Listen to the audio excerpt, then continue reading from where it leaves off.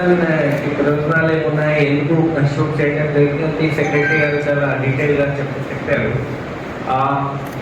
ఇప్పుడు last time నేను SC sub classification commission కూడా హెడ్ చేసేటప్పుడు చూశాను. అంటే ఆ కమిషన్ పర్పస్ ఈ కమిషన్ పర్పస్ డిఫరెంట్.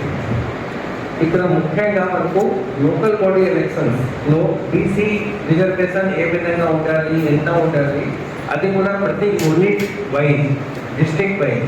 సో ఒక డిస్ట్రిక్ట్ నుంచి ఇంకో డిస్ట్రిక్ట్ రిజర్వేషన్ పర్సెంటేజ్ చేంజ్ కావచ్చు. అంటే డిపెండింగ్ అపాన్ పాపులేషన్ ఈ రిజర్వేషన్ రికమెండ్ చేయాలి.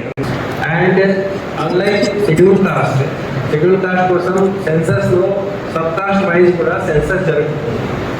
బీసీ కేసులో అటువంటి డేటా మనకు సెన్సస్ నుంచి రాదు. సెన్సస్లో ఇలాంటి సెన్సస్ జరగలేదు.